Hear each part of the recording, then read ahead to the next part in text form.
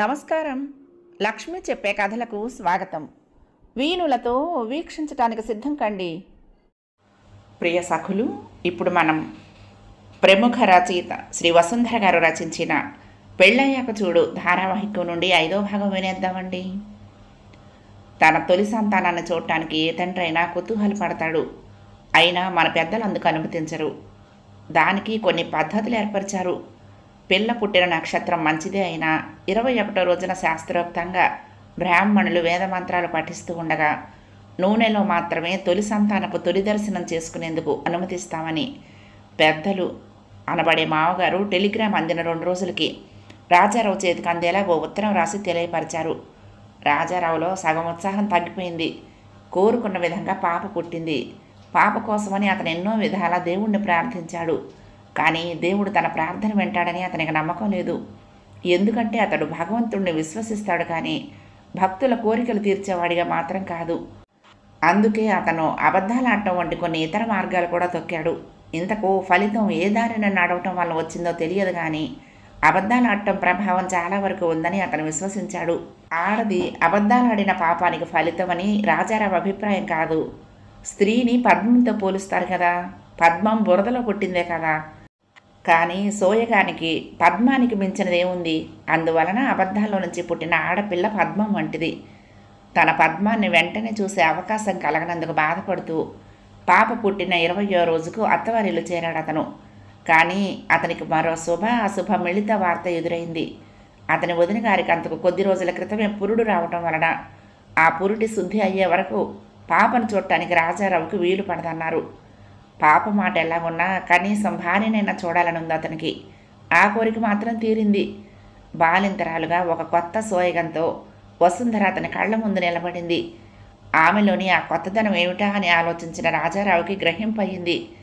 ఇంతకాలం ఈమె తనకు భార్య మాత్రమే, ఇప్పుడు ఈమె ఒక పాపకు తల్లి. వసుంధరకు పాపను భర్తకు చూపించేయాలని ఉంది, ఏవేవో చెప్పాలని ఉంది. కానీ అన్నింటినీ ఎన్నడూ లేని ఒక కొత్త సిగ్గు వచ్చి దాచేసింది. ఆమె ఏమీ మాట్లాడకుండా 1 నిమిషం పాటు నిలబడిపోయింది. ఎంత బాగున్నావో అన్నాడు రాజారావు ఆమెను పలకరిస్తూ. మీరు మాత్రం బాగా చిక్కిపోయారు అందామె. పాప ఎలా ఉంటుంది? అందరూ మీ పోలికి అంటున్నారు. సిగ్గుపడింది వసుంధర. రాజారావు కళ్ళ ముందు చిన్నారి పాప స్వరూపం మెదిలింది. చిన్ని కళ్ళు, చిట్టి చిట్టి చేతులు, బుల్లి నోరు, ముఖం మాత్రం అస్పష్టంగా ఉంది. అది తన ముఖమేనని అందరూ అనుకుంటున్నారంటే అతనికి ఒక రవ్వ సిగ్గు వేసింది. దాన్ని అణచివేస్తూ భార్య వంక చూసి, నీ పోలికైతే బాగుండేదేమో అన్నాడు. నా పోలికైతే మీ ఒక్కరికే బాగుంటుంది, కానీ మీ పోలికైతే అందరికీ బాగుంటుంది తెలుసా అంది వసుంధర. తెలుసా అన్నది ఆమె ఊత పదం. అనుకోకుండా ఆమె ఆ పదాన్ని ఉచ్చరించినప్పుడు తెలియదు అనటం అతనికి అలవాటు. అదే ఇప్పుడు చేశాడు. వసుంధర బొంగమూతి పెట్టింది. మరి నేను బయలుదేరి మా పుట్టింటికి వెళ్ళిపోయి 1 వారం రోజుల తర్వాత వచ్చి మన బాలరాణి గారి దర్శనం చేసుకుంటాను అన్నాడు. ఏమన్నాను? బాలరాణి కదూ? అమ్మయ్య, ఏం పేరు పెట్టాలా అని ఆలోచిస్తున్నా. నాకు ఇప్పుడే దాని పేరు తట్టింది. ఎలాగైనా నీ సమక్ష ప్రభావం అటువంటిది అన్నాడు రాజారావు. ఏమిటండి ఆ పేరు చెప్పరు? కుతూహలంగా అడిగిందామె. ఉత్తరంలో నాకేమని రాశావు? నీ దృష్టిలో ఏ పేరు లేదని, నాకు తోచిన ఏ పేరైనా నీకు అభ్యంతరం ఉండదని రాశావు. కాబట్టి బారసాల నాడు చెప్తాను పేరేమిటో అన్నాడు. అబ్బా, గొప్ప చేయక చెప్పండి అంది. ఊవా, పాప ఏడుపు కాబోలు వినిపించింది. వెంటనే వసుంధర సంభాషణ ఆపి లోపలికి పరిగెత్తింది. ఎంత సాహసం! ఏకాంతంలో ఉన్న దంపతులను డిస్టర్బ్ చేయటమే కాక విడదీస్తుందా? అవురా అనుకున్న రాజారావుకి చూచాయిగా గ్రహింపయింది. ఈ బాలరాణి తన జీవిత క్రమాలను మార్చబోతున్నదని. 1 వారం రోజుల అనంతరం తల్లిదండ్రులతో వచ్చి బాలరాణికి అతి సింపుల్గా నామకరణ కార్యక్రమాన్ని జరిపించాడు రాజారావు. తొలి దర్శనం నూనెలో ప్రతిబింబంగా ఇస్తూ బాలరాణి తన వంక కళ్ళు చెట్లించి అదోలా చూస్తూ ఉండటం గుర్తించాడు అతను. ఇక నీ ఆట కట్టిందిలే అన్నట్టున్నాయి ఆ చూపులు. బ్రాహ్మణుడు మంత్రాలు చదువుతూ రాజారావు చేయవలసిన క్రియలన్నీ తామే చేస్తూ మామ అనుకోమంటున్నారు రాజారావుని. అన్నీ అయ్యి ఆఖరణ బియ్యంలో బాలరాణి పేరు రాశాడు అతను, రాజకుమారి అని. బ్రాహ్మణుడు వేళ్లు లెక్కించి అక్షరాలు సరిగ్గా సరిపోయాయి అన్నాడు. ఎందుకో బాలరాణి సన్నగా నవ్వింది. అది తనకు నచ్చిన పేరు పెట్టారన్న ఆనందాన్ని వ్యక్తపరచటమో, లేక రాజకుమారిగా నన్ను వీళ్ళు భరించగలరా అన్న వెటకారమో మరి. 2వ నెల రాకుండానే భార్యకు సాయంగా తన తల్లిని, 2 చిట్టు చెల్లెళ్లను తీసుకుని ట్రైన్లో బయలుదేరాడు రాజారావు. ఇంకా నెలైనా నిండని బాలరాణి ట్రైన్లో చాలామందిని ఆకర్షించింది. బాలరాణి సన్నగా, తెల్లగా, పెద్ద పెద్ద కళ్ళతో చూడటానికి ఆకర్షణీయంగా ఉంటుంది. కానీ రైల్లో ప్రయాణికులను ఇవేమీ ఆకర్షించలేవు. దాని చెవులకున్న లోలాకుల్లాంటి బంగారు పోగులు మాత్రం చాలామందిని ఆకర్షించాయి. పిల్ల చూస్తే పసిగుడ్డు, అప్పుడే చెవులు కుట్టించేశారేమమ్మా అని చాలామంది అడిగారు. అందులోనూ పిల్లకింకా నెల నిండలేదని తెలిసి చాలామంది పిల్ల మీద సానుభూతి వ్యక్తపరిచారు. బాలరాణి వాళ్ళ తాతగారు తమ ఆచారం ప్రకారం 21వ రోజున చెవులకు కుట్లు వేయించారు. వాళ్ళు సానుభూతి వ్యక్తపరిచినప్పుడు బాలరాణి వాళ్ళకేసి జాలి గొలిపే కన్నులతో చూసేది. చూడండి పాపం పిల్ల ఎలా జాలిగా చూస్తోందో, చెవులు నొప్పిగా ఉన్నాయి కాబోలు అనేవారు వాళ్ళు. బాలరాణి ఏ కారణము లేకుండా ఏడిస్తే చెవులు సలిపే కాబోలు పాపం ఏడుస్తోంది అనేవారు. ట్రైన్ వాల్తీరు చేరుకునేటప్పటికి అప్పుడే తెల్లవారుతోంది. వాల్తీరు స్టేషన్కి వచ్చి రవి దంపతులు వాళ్ళని కలుసుకుంటామన్నారు. వాళ్ళు ఇప్పుడు సెలవు పెట్టి వచ్చి వాల్తీరులో ఉంటున్నారు. అయితే స్టేషన్కి రవి ఒక్కడే వచ్చాడు. అతని చేతిలో ఫ్లాస్క్ ఉంది. మీ అమ్మాయిని చూడాలని మా ఆవిడ తెగ మనసు పడిపోయిందండి. కానీ బాబు ఇంకా నిద్ర లేవలేదు. సగం నిద్రలో లేపితే ఏడుస్తాడు. వాడిని అలా వదిలేసి వద్దామంటే లేచేసరికి అమ్మా నాన్న ఇద్దరూ కనిపించకపోతే బేరం అంటాడు. ఇంతవరకు చూసి చూసి ఇక లాభం లేదని నేను పరిగెత్తుకొచ్చాను అంటూ ఫ్లాస్క్ అందించి మీ అమ్మగారికి కాఫీ అన్నాడు అతను. పార్వతమ్మగారి ముఖం వెలిగింది. ఆవిడ కాఫీ గత ప్రాణి. రైల్వే స్టేషన్లో దొరికే కాఫీలు ఆవిడ టేస్టును తృప్తిపరచలేవు. ఎలాగూ తప్పదు కదా అనుకునే తరుణంలో ఇప్పుడు ఇంటి కాఫీ దొరికింది. ఇక్కడ కూడా మీ అతిథి మర్యాదలు యథాశక్తి కొనసాగిస్తున్నారన్నమాట అన్నాడు రాజారావు నవ్వుతూ. రవి ఉన్నంతసేపు బాలరాణి నిద్రతో జోగుతూనే ఉంది. అబ్బా ఏ నిద్రే తల్లి అన్నాడు రవి. రైలు కదిలింది. టాటా చెప్పాడు రవి. పై సోమవారం నాటికి మేము వచ్చేస్తున్నాం అన్నాడు రవి ఆఖరి మాటగా. స్నేహితులు విడిపోయారు. ఆ కారణం వల్లే కాబోలు బాలరాణి ఏడుపు మొదలుపెట్టింది. అమ్మయ్య ఏడిస్తే ఏడ్చింది కానీ పరువు దక్కింది అంది వసుంధర. రవి చూస్తూ ఉండగా కనుక బాలరాణి ఏడిస్తే ఎప్పుడు ఏడుస్తుందేమోనన్న అభిప్రాయం అతనికి కలిగి ఉండేది. తాత్కాలికంగానైనా కనీసం అతనికి అభిప్రాయం కలగలేదు. అంతేకాదు పిల్ల బాగా నిద్రపోతుందని కూడా అతను అనుకుంటున్నాడు. కానీ బాలరాణి నిద్ర గురించి శాస్త్రజ్ఞులందరూ పరిశోధించాల్సి ఉంది. రోజుకు కనీసం 20 గంటలైనా నెలపిల్లలు పడుకుంటారని అంతా అంటారు. ఇది బాలరాణి విషయంలో నిజం కాదు. అది రోజుకి గాఢంగా రాత్రి 5-6 గంటలు మాత్రమే నిద్రపోతుంది. మిగతా సమయంలో మొత్తం మీద 2-3 గంటలకు మించి నిద్రపోదు. ఒక్కోసారి 10 నిమిషాలు, మరొకసారి 15 నిమిషాలు, ఒక్కోసారి 5 నిమిషాలు అలాగన్నమాట. బాలరాణి ఎక్కువగా ఏడుస్తూ ఉండటానికి బహుశా నిద్రలేమి కూడా ఒక కారణం కావచ్చును. మెలకువగా ఉండగా మంచం మీద పడుకుని ఊరుకుని ఉన్న సందర్భాలు అది పుట్టాక ఇంతవరకు లేవని వసుంధర భర్తకు చెప్పింది. అయితే సుగుణం ఏమిటంటే ఎత్తుకోగానే వెంటనే ఏడుపు మానేస్తుంది. ఆ విషయం వినగానే రాజారావు ఎగిరి గంతేసినంత పనిచేసి, అయితే ఇంకేం సినిమాలు చుట్టానికి ఏమీ పర్వాలేదు, సినిమాలో దాన్ని అలా ఎత్తుకునే ఉంటాం కదా అన్నాడు. బాగుందండి, మీరు సినిమాల గురించి ఆలోచిస్తున్నారు, నేను వంట చేయటం ఎలాగా అని ఆలోచిస్తున్నాను అంది వసుంధర. ఈ బాధ మాత్రం నీకెందుకు? కేవలం నాకే టైంకు వంట అవసరమయ్యేది నాకే కదా, నీకైతే ఎప్పుడో ఒకప్పుడు చేసుకోవచ్చును అన్నాడు. మనవరాలి ఈ వరుస చూశాకనే ఇంటి దగ్గర ఎన్నో పనులున్నప్పటికీ కోడలికి సాయంగా ఉండటానికని పార్వతమ్మగారు కూడా బయలుదేరింది. పిల్లతో చాకరీ ఎలా చేసుకోవాలో కోడలికి 1-2 నెలల పాటు ప్రాక్టికల్ ట్రైనింగ్ ఇవ్వటమే ఆవిడ ఉద్దేశం. పలాసలో అందరూ భోజనం చేశారు. వసుంధర ససేమిరా భోజనం చేయనంది. కానీ రాజారావు పార్వతమ్మగారు బలవంతం చేసి మొత్తం మీద ఆమె చేత అన్నం తినిపించగలిగారు. రాజారావుకు ఏవో సౌజ్ఞలు చేసి తనను భోజనం చేయమని బలవంత పెట్టొద్దని చెప్పడానికి వసుంధర ప్రయత్నించింది. కానీ ఫలితం శూన్యం. అతనికి ఆ సౌజ్ఞలు అర్థం కాలేదు. అత్తగారి వద్ద మొహమాట పడుతోంది కాబోలు అనుకున్నాడు అతను. ఆ తర్వాత మరో అరగంటకు వసుంధర జోగటం ప్రారంభించింది. బాలరాణికి తరచుగా మెలకు వస్తూ ఉండటం వలన ఆమెకు రాత్రి ట్రైన్లో సరిగ్గా నిద్రపోయే అవకాశం రాలేదు. అదీగాక అంతకుముందు చాలా రాత్రుల నుంచి కూడా బాలరాణి వల్ల ఆమెకు కంటి నిండా కునుకు లేదు. వీటన్నిటికీ రైలు కుదుపు తోడు కాగా వసుంధరకు నిద్ర ముంచుకొచ్చింది. ఒరే ఒరే చూడు, మీ ఆవిడ నిద్రవుతోంది అంది పార్వతమ్మ గారు. పోన్లేమ్మా, రాత్రి తెల్లవారులో నిద్ర లేదు కదా అన్నాడు రాజారావు.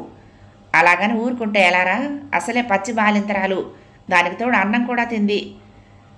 రాజారావుకి వసుంధర భోజనం ఎందుకు చేయనందో అప్పుడే అర్థమైంది. ఆమె తిన్న అన్నం బహుకొద్ది, దానివల్ల కడుపు నిండదు, కానీ కంటి నిండా నిద్రపోయే అవకాశం కోల్పోవలసి వస్తుంది. అయితే ఇప్పుడు ఏం లాభం? చేతులు కాలిపోయాయి. అత్తగారు కోడలి నిద్రలేపుతూ ఉంటే అసహాయుడే దిక్కులు చూశాడు రాజారావు. అలా ఓ దిక్కుగా చూస్తున్నప్పుడు అతని కళ్ళు వసుంధర కళ్ళతో కలిశాయి. ఆమె కళ్ళల్లో నుంచి అగ్ని వంటిదేదో వర్షిస్తున్నట్టు గ్రహించి అతని చూపులు మరొక దిక్కుకు మార్చాడు. శాస్త్రీయత ఉన్నా లేకపోయినా పెద్దల మాటలు మన్నించటం తమ బోంట్లకు అవసరమని రాజారావు ఏనాడు గ్రహించాడు. పెద్దలు అనుభవజ్ఞులు కదా, అనుభవం కూడా ఒక విజ్ఞానమే. అది అలా ఉంచి వాళ్ళు చెప్పిన మాటను మనం వినకపోవటం జరిగి దురదృష్టవశాత్తు మనకేదైనా అనర్థం సంభవిస్తే మనకిక వాళ్ళ మాట సాయం కూడా లభించదు. మాటి మాటికి తమ సలహాని పాటించకపోవటం వల్లనే ఆ అనర్థం జరిగిందని దెప్పి పొడుస్తూ మనశ్శాంతి లేకుండా చేస్తారు. అదీగాక వాళ్ళు ఏ సలహా ఇచ్చినా మన మంచి కూర చెప్తారు. మనల్ని ఇబ్బందిలో పెట్టడం వాళ్ళ అభిమతం కాదు. తాము నమ్మిన విషయాన్ని సలహాగా పిన్నలకిచ్చి తమ అనుభవం సార్థకమైందని వారు భావిస్తారు. వారి సలహా పాటిస్తే ఎంతో ఆనందం పొందుతారు. ఆ ఆనందం వారికి కలిగించడం కోసం మనం కొంచెం కష్టపడితే తప్పే ఉంది? నష్టం లేనప్పుడు కష్టపడటంలో తప్పు లేదు. ఇలా ఆలోచించి రాజారావు పెద్దల మాటలను పాటించడంలో శ్రద్ధ వహిస్తూ ఉంటాడు. అందువలనే తల్లి చిట్టు చెల్లెళ్ళు నిద్రపోయినా బాలరాణితో పాటు అతను కూడా మెలకుగా ఉండి భువనేశ్వర్ వచ్చే వరకు భార్యను నిద్రపోకుండా చేశాడు. ఇంచుమించు వివాహమైన సంవత్సరంలో ఎదుర్కోవలసిన క్లిష్ట సమస్య రాజారావుకు కొంచెం ఆలస్యంగా అయితేనేగాక ఎదురుకాక తప్పలేదు. అతని జీవితంలో విశిష్టమైనది భార్యతో తొలి రాత్రి ఆ అనుభవం. జీవితాంతం అతను ఆ అనుభవం నెమరు వేసుకుంటూనే ఉంటాడు. అయితే తొలి రేయి అనంతరం జీవితాంతం మరవలేని అనుభవాలు మరొక రకంగా రుచి చూపించే మరొక రేయి రానున్నదని అతను ఏనాడూ ఊహించలేదు. బాలరాణి పక్కనుండగా అతడు వసుంధరతో గడిపిన మొదటి రాత్రిని మలిరేయిగా అతడు జీవితాంతం గుర్తుంచుకుంటాడు. ఆ విశేషాలు ఇక్కడ వినండి. భువనేశ్వర్లో తమ క్వార్టర్ చేరుకునేసరికి సాయంత్రం 6 దాటింది వాళ్ళకి. రాజారావు పక్కిల్లు ప్రస్తుతం ఖాళీగా ఉంటుంది. శంభునాథ్కి మరొక చోట ఉద్యోగం రాగా నెల్లాళ్ల క్రితమే ఆ ఊరు వదిలి వెళ్ళిపోయారు. ఆ క్వార్టర్ శాస్త్రి అనే మరో తెలుగు అతనికే ఇచ్చారు, కానీ అతను ప్రస్తుతం సెలవులో ఉన్నాడు. బహుశా 2-3 రోజుల్లో రావచ్చును. కూడా తెచ్చుకున్న అప్పడాలు, ఒడియాలు, బియ్యం, కందిపొడి వగైరాలు, వసుంధర కోసం పచ్చపు ఊరగాయలు, పచ్చళ్ళు, పొడులు ఉండటం వల్ల అందరూ తొందరగా భోజనాలు అయ్యాయనిపించి 8 అయ్యేసరికి నిద్రకు తెమిలారు. అత్తగారికి ఆడపడుచులకి ఒక గదిలో పక్కలు ఏర్పాటు చేసి మామూలుగా పడక గదిలో తనకు భర్తకు పక్కలు వేసింది వసుంధర. పార్వతమ్మ గారు కాసేపు ఎలా మాట్లాడాలో అర్థం కాక తికమక పడింది. ఇంట్లో ఒకటే బెడ్ లైట్ ఉంది. పూర్తి చీకట్లో నాకు నిద్ర పట్టదు, కాబట్టి మీరు తలుపులు తీసి పడుకోండి సుమా అంది ఆవిడ కోడలితో నెమ్మదిగా. పోనీ బెడ్ లైట్ మీ గదిలో పెడతానులేండి అత్తయ్య అంది వసుంధర ఆవిడ అభిప్రాయం గ్రహించినట్లు. అయ్యో, చంటి పిల్లలున్న గదిలో దీపం ఉంచకుండా ఎలాగర్రా? ఆ మాత్రం తెలీదా? అందుకే అన్నారు పెద్దవాళ్ళు ఉండాలని అంది పార్వతమ్మ గారు. దానికి ఉందమ్మా, వరండాలో దీపం వేస్తానులే. మీ గదిలోకి కూడా లైట్ వస్తుంది. బెడ్ లైటు పిల్ల గదిలోనే ఉంటుంది అన్నాడు రాజారావు. అతడు రంగంలోకి దిగాక పార్వతమ్మ గారు మరేం జవాబు చెప్పకుండా కోడల్ని పక్క గదిలోకి రమ్మనమని సౌజ్ఞ చేసింది. వసుంధర అక్షరాల అత్తగారి ఆజ్ఞను పాటించి ఆవిడ కూడా వెళ్ళాక, కనీసం మరో 2 నెలల వరకైనా మీరిద్దరూ ఒకే గదిలో పడుకోవటం మంచిది కాదు. ఒకవేళ పడుకున్నా తలుపులు తీసుకుని పడుకోండి, తెలిసిందా అందావిడ కోడలు చెవి కొరుకుతూ. సిగ్గుపడుతూనే అత్తగారి మాటలకు తల ఊపింది కోడలు. రాజారావుకు భార్యతో ఏకాంతంగా మాట్లాడాలని చాలా ఇదిగా ఉంది. ఇంతకాలానికి అది లభించింది, కానీ అందినది అందినట్టే మాయమైంది. పెళ్ళై వేరు కాపురం పెట్టాక భార్య దగ్గరుండగా ఆమెతో ఏకాంతానికి వీలు కాకపోవటం అతనికి ఇదే మొదలు. అడగవలసిన ప్రశ్నలు ఎన్నో ఉన్నాయి, చెప్పవలసిన మాటలు ఎన్నో ఉన్నాయి, తీరవలసిన కోరికలు ఎన్నో ఉన్నాయి. అన్నింటినీ నిర్దాక్షిణ్యంగా అణగదొక్కి అతను ఒంటరిగా మంచం మీద పడుకున్నాడు. అతని మంచాన్ని ఆనుకుని ఉన్న మంచం మీద వసుంధర పడుకుంది. ఆమె పక్కలో బాలరాణికి అప్పుడే నిద్ర పట్టినట్లుంది. రాజారావుకు మాత్రం నిద్ర పట్టలేదు. అటూ ఇటూ చూసి వసుంధర వైపు చూశాడు. ఆమె అటువైపు తిరిగింది. ఆమెకు అటు పక్కన ఉండటం వలన బాలరాణి కూడా కనపడటం లేదు. రాజారావుకు మనసు ఉండబట్టలేదు.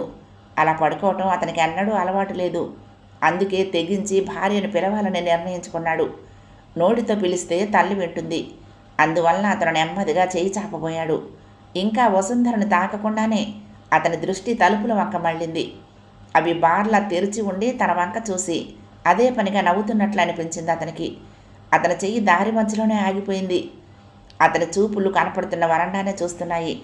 వరండాకు ఎడంపక్క గదిలో తల్లి చెల్లెళ్ళు పడుకుని ఉన్నారు. గదిలో నుంచి బయటకు వస్తే తప్ప వాళ్లకు తను వసుంధర కనిపించరు. అతనిలో కొద్దిగా ధైర్యం ప్రవేశించి చెయ్యిని మరికొంచెం ముందుకు తోసింది. వసుంధర భుజాన్ని ఓసారి కుదిపాడు. వసుంధరకు కూడా ఇంకా నిద్ర పట్టలేదు. భర్త వద్ద నుంచి ఇటువంటి పిలుపు రావచ్చునని ఆమె ఎదురు చూస్తూనే ఉంది.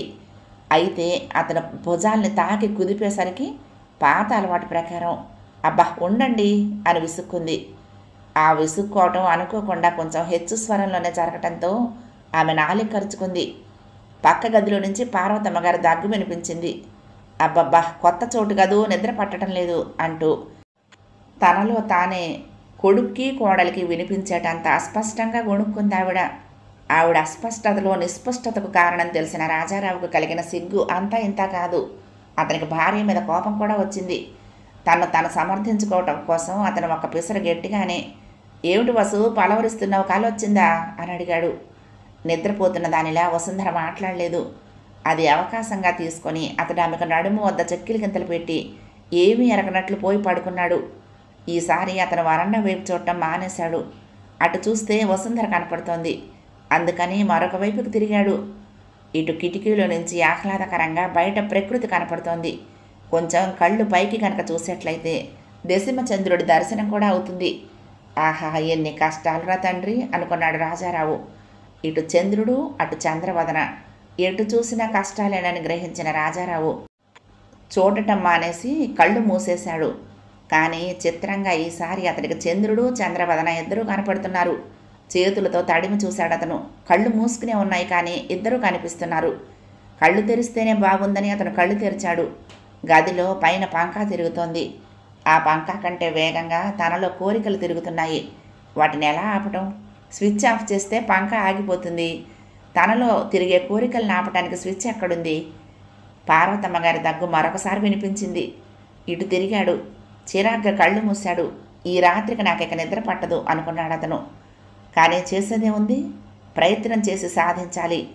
కాసేపు అతను తన ఆలోచనలను ఇతర విషయాల మీదకు మళ్లించడానికి ప్రయత్నించాడు. ఇలా అతను రకరకాల విషయాల గురించి ఆలోచిస్తూ ఆ ఆలోచన పదంలో వసుంధర అనే గమ్యాన్ని చేరుకుంటూ 2-3 గంటల సేపు గడిపాడు. ఆ తర్వాత నెమ్మదిగా అతని నిద్రాదేవత కరుణించింది. కష్టాలను హరించడంలో ఈ దేవతను మించిన వారు లేరు. రాత్రి సుమారు 2 గంటల వేళ బాలరాణికి మెలకువ వచ్చింది. తనకు మెలకువ వచ్చిన విషయాన్ని వెంటనే తెలియపరచటం దానికి అలవాటు. అలా తెలియపరచటానికి దానికి మాటలు రావు, వచ్చిందల్లా ఏడుపు. అదే వీలైనంత గట్టిగా చేస్తుంది. దాంతో అవతల వ్యక్తి ఎంత గాఢ నిద్రలో ఉన్నా సరే లేవాల్సిందే. దాని ఏడుపుకి వసుంధరతో పాటు రాజారావు, పార్వతమ్మ గారు, రాజారావు చిట్టి చెల్లెళ్ళిద్దరూ కూడా లేచిపోయారు. వసుంధర లేచి బాలరాణిని తన ఒళ్ళో పడుకోబెట్టుకుంది. బాలరాణి శాంతించి ఏడుపు మానింది. అది ఏడుపు మానగానే పార్వతమ్మ గారికి మిగతా 2 పిల్లలకి నిద్ర పట్టేసింది. కానీ రాజారావుకి ఇంకా నిద్ర పట్టలేదు. వసుంధర పిల్లదానికి పాలిస్తూ కూర్చుంది. రాజారావు దగ్గాడు. ఆమె ఇటువైపుకు తిరిగి కూర్చొని ఉన్న మూలాన అతను ఏ పరిస్థితుల్లో ఉన్నది ఆమెకు తెలియలేదు. నిద్ర పట్టలేదా అంది. ఎలా పడుతుంది అన్నాడు రాజారావు నెమ్మదిగా. అయినా దీనికి ఇంత కంఠం ఏంటి? ఇంకా ఏడవనీయంలేండి అంది వసుంధర. అతనికి నిద్ర పట్టకపోవటానికి కారణం పిల్లదాని ఏడుపే అన్నట్టుగా. రాజారావు మాట్లాడలేదు. వసుంధర నెమ్మదిగా బాలరాణిని పడుకోబెట్టి తను పక్కనే పడుకుంది. రాజారావుకు కొంచెం కోపం వచ్చింది. ఆమె తన వైపుకు తిరిగి పడుకోలేదన్న కోపంతో. నీ వీపు కనపడుతోంది, నాకు దుప్పటి కప్పుకోకూడదు అన్నాడు నెమ్మదిగా. అంత కోపంలోనూ అతను నెమ్మదిగా మాట్లాడాల్సిన అవసరాన్ని మర్చిపోలేదు. మరొకసారి దగ్గే అవసరాన్ని తల్లికి కల్పించకుండా ఉండటం కోసం. సరే అదేదో మీరే కప్పుకోకూడదు అందామె. కోప్పడి లాభం లేదని. వసు ఇటు తిరగకూడదు అన్నాడు అతను. ఆడదే భగవంతుడైతే మగవాడికి ఎప్పుడో మోక్షం లభించి ఉండేది. ఆమె వద్దని అతనికి అప్పుడప్పుడు అయినా అహం నశించిపోతుంది. ఎలా తిరిగేది? పిల్ల వైపు వీపు పెట్టకూడదు అందామె. పోనీ పిల్లని ఇటువైపే పడుకోబెట్టు అన్నాడు. చీ, మీకు బొత్తిగా సిగ్గు లేదు, దానికి అడపదడప పాలిస్తూ ఉండాలి కదా అంది వసుంధర. తన వద్ద అతను అహాన్ని కోల్పోవటానికే సిగ్గుపడినప్పుడు సిగ్గు ఏపాటిదన్న విషయం ఆమెకు తెలియదు. మళ్ళీ అతనికి మౌనమే శరణ్యమైంది. అయితే మరొక అరగంటలోనే అతనికి అనుకోని అవకాశం లభించింది. వసుంధర అతని చెంత చేరింది. వసు అంటూ తనలోని శక్తినంతా క్రోడీకరించి ఆమెను కౌగిలించుకున్నాడతను. అది ఇంచుమించు అసంకల్పిత ప్రతీకార చర్య. ఆమె స్పర్శ తగిలిన వెంటనే అతను ఆ పని చేశాడు. కానీ వెంటనే భయంగా ఆమెను వదిలేశాడు. కారణం బార్లా తెరిచి ఉన్న తలుపులు. వసు అన్నాడతను నిస్పృహగా నెమ్మదిగా. ఏవైనా కబుర్లు చెప్పండి అంది వసుంధర. ఏం చెప్పను? నా ఇంట్లో నాకే మాట్లాడటానికి భయం వేస్తోంది. నా భార్య ఒంటి మీద చెయ్యి వేయటానికి భయపడే స్థితిలో ఉన్నాను అన్నాడు. మీకు ఇంకా చిన్నపిల్లాడి మనస్తత్వం పోలేదు. చూడండి, ఆ మంచం మీద ఆ పాపకు మీరు తండ్రి తెలుసా అంది. తెలీదు. వసుంధరకు నవ్వు వచ్చింది, కానీ నిశ్శబ్దంగా నవ్వింది. ఇంట్లో ఎవరూ లేకపోతే రాత్రి తెల్లవారులు కబుర్లు చెప్పుకునేవాళ్ళం అన్నాడు. అలా అనుకుంటే ఎలా? మన ఇంట్లో ఉండటానికి శాశ్వతంగా అతిథిని కూడా తీసుకొచ్చాము. మీ అమ్మగారు చెల్లెళ్ళు కావాలన్నా ఇక్కడ కలకాలం ఉండరు. కానీ మీ పుత్రిగా రాత్రం ఏడ్చింది గుంటముండ. రాజారావు చెయ్యి భార్య చేతిని గట్టిగా నొక్కింది. అబ్బా అంది వసుంధర. పక్క గదిలో పార్వతమ్మ గారికి మళ్ళీ దగ్గొచ్చింది. పక్క మంచం మీద గుంటముండకి మెలకువ వచ్చింది. ఒక్క ఉదుటిన వసుంధర కూతురి పక్కలోకి వెళ్ళిపోయింది. మరి రాలేదు ఆమె రాజారావు దగ్గరికి. మళ్ళీ నిద్రాదేవత కరుణించే వరకు రాజారావుకి మోక్షం లేకపోయింది. మర్నాడు ఉదయం అతను లేచేసరికి బారెడు పొద్దెక్కింది. అప్పటికి ఇంటిల్లిపాది లేచి కావలసిన వాళ్ళు అనగా పార్వతమ్మగారు మాత్రం కాఫీలు తాగి స్నానాలు చేయటం కూడా అయిపోయింది. టైం 8 కావటంతో రాజారావు కంగారుగా లేచి ముఖం కడుక్కొని స్నానం చేసి వచ్చేసరికి వసుంధర టిఫిన్ రెడీ చేసింది. పిల్లలు వసుంధర రాజారావు టిఫిన్ తిన్నారు. టిఫిన్ తింటూ రాజారావు తల్లితో, అమ్మా, రాత్రి తెల్లవార్లు దగ్గుతూనే ఉన్నావు, డాక్టర్ దగ్గరికి వెళ్దామా అన్నాడు. తుమ్ముకు దగ్గుకు వైద్యం చేయించుకునే అలవాటు మాకు లేదు నాయన. రోగాలు మాకు చెప్పినట్టు వింటాయి. మీ కాలం వాళ్ళకే లొంగని రోగాలు, పని చేయని మందులును అంటూ చల్లగా అంటించింది ఆవిడ. నోరు మూసుకుని 9 కాగానే ఆఫీస్కి వెళ్ళిపోయాడు రాజారావు. విశిష్టమైన తన రాత్రి అనుభవం రోజంతా అతని ఊహలో ఉండిపోయింది. అది తలుచుకుంటే ఒక్కోసారి నవ్వు, ఒక్కోసారి ఏడుపు వస్తున్నాయి. కానీ ఆ అనుభూతి ఫలితంగా అతను ఒక్క విషయం గ్రహించాడు. బాలరాణి తన జీవిత పదాన్ని మార్చిపోతున్నదన్నది తథ్యం. ఆ మార్పు కూడా తాను ఊహించని విధంగా ఉంటుంది. ప్రారంభించవే తల్లి నీ లీలలు అనుకున్నాడు అతను. అతని మనసులోని మాట బాలరాణికి తెలియనే తెలిసింది. తన లీలలను అది ప్రారంభించింది. ఎటువంటి వారైనా తల్లి రుణం తీర్చుకోలేరంటారు. అందుకు కారణం ఏమిటంటే, ఏ విధమైన తెలివితేటలు లేని వయసులో కంటికి రెప్పలా కాపాడి కన్నబిడ్డలను ఒక స్థాయికి తీసుకొస్తుంది తల్లి. ఆ తల్లి రుణం తీర్చుకునే అవకాశం పిల్లలకు కొన్ని దశాబ్దాల అనంతరం వస్తుంది. అంతవరకు తల్లి జీవించి ఉండకపోవచ్చును. అన్ని వత్సరాల తర్వాత రుణం తీర్చే ఓపిక బిడ్డలకు ఉండకపోవచ్చు. ఈ విషయాన్ని మదిలో తలిచి బాలరాణి తల్లి రుణాన్ని నెలల పిల్లగా ఉండగానే తీర్చడం ప్రారంభించాలనుకుంది. కాబోలు పార్వతమ్మ గారిను ఆట ఆడించింది. కారణం ఫలానా అంటూ లేకపోయినా కుక్కకు పిల్లికి సాధారణంగా సామరస్యం కుదరదు. దీన్నే జాతి వైరం అంటారు. అత్తాకోడళ్లను వేరువేరు జాతులుగా పరిగణించితే జాతి వైరం వారి మధ్య కూడా ఉన్నదని నిరూపించడానికి లోకజ్ఞానం చాలు. వసుంధర పార్వతమ్మ గారు మన లోకజ్ఞానానికి అతీతమైన ప్రవర్తన గలవారు కారు. పార్వతమ్మ గారిది మెత్తని మనసు, వసుంధరది దయార్ద్ర హృదయం. ఎదుటి మనిషినో పట్టాన నొప్పించలేదు పార్వతమ్మ గారు. ఎదుటి వ్యక్తి తన్ను తిట్టినా చటుక్కున బదిలివ్వలేదు వసుంధర. అటువంటి ఈ ఇద్దరు మంచి మనుషుల మధ్య చక్కటి స్నేహం ఉందని చెప్పొచ్చు. అదీగాక వాళ్ళిద్దరూ కలిసి గడిపిన కాలం బహుకొద్ది. అందువల్ల పొరపచ్చాలు ఏర్పడే అవకాశం కూడా రాలేదు. ఇన్నాళ్లకు బాలరాణి ద్వారా ఇద్దరకు ఆ అవకాశం వచ్చింది. జాతి వైరం ప్రభావం వల్ల కోడల మీద ఎంతో కొంత అధార్టీ చేయాలని అత్తగారికి, అత్తగారిని ఎంతో కొంత ఏడ్పించాలని కోడలికి ఉండటం సహజం. అయితే స్వభావరీత్యా వసుంధరకు పార్వతమ్మ గారికి అది సరిపడదు. ఆ లోటు ప్రస్తుతం బాలరాణి తీర్చింది. పార్వతమ్మ గారు కోడలి కోసం ఎంతో ఆప్యాయంగా సొంటి పొడి వాడనవసరం లేదని కూడా ఆమె కోడలికి చెప్పింది. తల్లి చెప్పిన ఈ హితవు రాజారావుకి నచ్చింది. అలాగే చెయ్యమని తల్లి ఎదుట భార్యను ఆదేశించాడు అతను.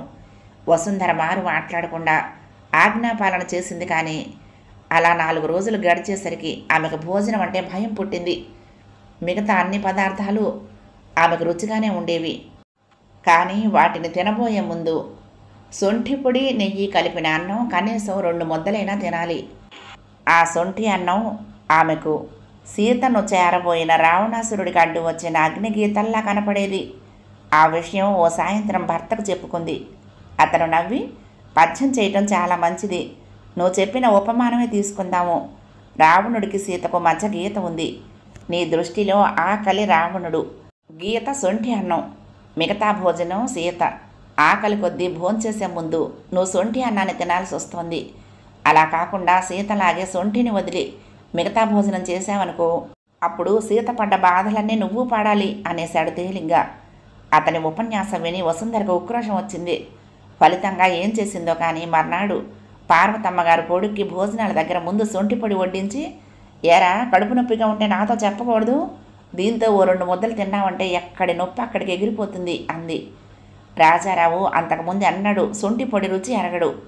తల్లి మాటను అతి వినయంతో పాటించదలిచి అతను 2 కంటే ఎక్కువ ముద్దలే కలిపాడు. మొదటి ముద్ద నోట పెట్టగానే తగలకూడనిదేదో నాలుకకు తగిలినట్టుగా, అవాంఛనీయ వస్తువు నోట్లో పడినట్లుగా, ముఖ ప్రక్షాళన చేయకుండా టిఫిన్ తినబోయినట్లుగా అదో రకమైన అనుభూతి కలిగింది. ఆ అనుభూతితోనే అతను మొదటి ముద్దను మింగేసి కంచం కేసి చూశాడు. ఇందాక కంచంలో చేసి ఉన్న 3 ముద్దలు 3 పర్వతాకారాల్లో కనిపించాయి. హఠాత్తుగా తను చీమ కంటే చిన్న ప్రాణి అయిపోయాననుకున్నాడు అతను. కాసేపు అలా భయంగా చూసి చివరకు ధైర్యం చేసి 2వ ముద్దను అందుకుని జాలి ముఖంతో తల్లి వైపు చూసి, అమ్మా, ఈ సొంఠి పొడి పథ్యం నీ కోడలు ఇంకా ఎన్నాళ్ళు చేయాలి అని అడిగాడు. ఎన్నాళ్ళు ఎందుకురా, ఈ సీసాడు పొడి అయిపోతే చాలు అంది పార్వతమ్మగారు తేలికగా. రాజారావు ఓసారి ఆ సీసా వంక చూశాడు. సృష్టికి మొదట్లో ఆవిర్భవించిన స్వయంభూలింగంలా అతనికి ఆ సీసా తుది మొదలు లేకుండా గోచరించింది. ఇంత పెద్ద సీసా మన ఇంట్లోకి ఎలాగొచ్చింది చెప్పమా అనుకున్నాడు అతను. అందులోని పొడిని పూర్తి చేయాలంటే వసుంధరకు పాపం ఎన్ని యుగాలు పడుతుందో. ఏమండి, మీరింకా 2వ ముద్ద తినలేదు భర్తను హెచ్చరించింది వసుంధర. రాజారావుకి వసుంధర బాధ అర్థమైంది. భోజనాలు అయ్యాక అతను ఈ విషయమై తల్లికి నచ్చ చెప్పడానికి ప్రయత్నించాడు. ఇంతకాలానికి తన పెద్దరికాన్ని ఉపయోగించే అవకాశం వచ్చినందున పార్వతమ్మగారు అతని మాటను లెక్క చేయలేదు. నీకోసం నేనేం చేయను వసు అన్నాడు రాజారావు. మీరేం బాధపడకండి, ఎలాగో అలా ఈ పథ్యం చేస్తాను. నా కష్టాన్ని గుర్తించి కన్నీరు కార్చే నాదుడున్నాడు, అదే నాకు తృప్తినిస్తుంది అంది వసుంధర. పార్వతమ్మగారు పథ్యం పీరియడ్ చేసే అన్ని వంటలు వసుంధరకు నచ్చినా నచ్చకపోయినా వాటి గొప్పతనం అందరికీ తెలుస్తూనే ఉంది. వసుంధర ఆరోగ్యం చాలా మెరుగైంది. గాలి మార్పు, స్థలం మార్పు, పచ్చి బాలింతరాలుగా చేసిన రైలు ప్రయాణం ఇవేమీ కూడా వసుంధర ఆరోగ్యం మీద ఇసుమంత కూడా ప్రభావాన్ని చూపించలేకపోయాయి. పక్కింట్లో శాస్త్రి గారు తన ముసలి తల్లితో దిగాక పార్వతమ్మగారు తన పథ్యం గురించి ముసలమ్మగారి వద్ద చెప్పి ఆ పథ్యం నిర్విఘ్నంగా కొనసాగిపోవటం కోసం తను ఎన్ని కష్టాలు పడ్డది కూడా వివరించి ఆవిడ మెప్పు పొందింది. శాస్త్రి గారి తల్లి బాగా పూర్వకాలపు మనిషి. ఆవిడకు బోలెడంత మడి ఆచారమును. ఆచారంలో ఆవిడ ముందు పార్వతమ్మగారు ఏమాత్రమూ చాలదు. అందువల్ల పార్వతమ్మగారు వచ్చిన 4-5 రోజుల్లోనే ముసలమ్మగారికి భక్తురాలిగా మారిపోయింది.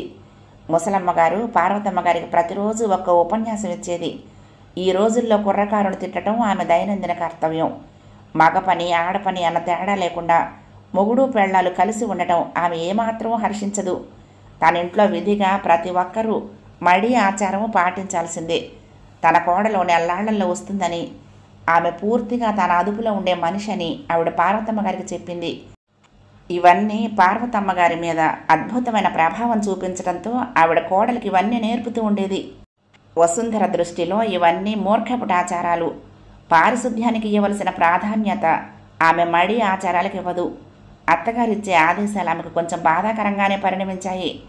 భర్త కూడా తల్లికే వంత పాడేవాడు. మడి ఆచారం అన్నది అర్థం లేనిది కాదు. నియమబద్ధమైన జీవితం గడపటంలో ఉన్న ఆనందం పద్ధతి లేకుండా జీవించడంలో లేదు అని అతను వసుంధరకు ఉక్రోషం వచ్చే పద్ధతిలో చెప్పి తల్లిని సంతోషపెట్టేవాడు. భార్యకు దూరంగా ఉన్నప్పుడు అతని తల్లితో, అమ్మ ఉద్యోగాలు చేసుకునేవాళ్ళం, మాకు ఆచారాలు ఎలా సాగుతాయో నువ్వే చెప్పు, నువ్వు ఉన్నన్నాళ్ళు నీ సాయంతో ఏదో కాలం గడిపేస్తాం, కానీ నువ్వు లేనప్పుడు ఆచారం పాటించలేదని తెలిస్తే అన్యదా భావించక సుమా అంటూ ఉండేవాడు. అందుకు పార్వతమ్మ గారు, అయ్యో అదేమిట్రా, నాకు మాత్రం తెలీదు, ఊరికే పెద్దదాన్ని ఉన్నాను కదా అని చెప్తున్నాను, మీ వీలుని బట్టి మీరు చేసుకుంటారు, దానికి నాకేం బాధ అనేసేది. అప్పుడప్పుడు వసుంధరే తనను తాను విమర్శించుకుంటూ ఉండేది. 5వ భాగం సమాప్తం. ప్రియ సఖులు, ఈ కథ మీకు నచ్చితే తప్పకుండా లైక్ చేయండి, షేర్ చేయండి, కామెంట్ చేయండి, సబ్స్క్రైబ్ చేసుకుని నన్ను ఎంకరేజ్ చేయండి. ఉంటానండి. ప్రేమతో లక్ష్మి, కృష్ణా తీరం, దుర్గమ్మ సన్నిధానం. నమస్తే.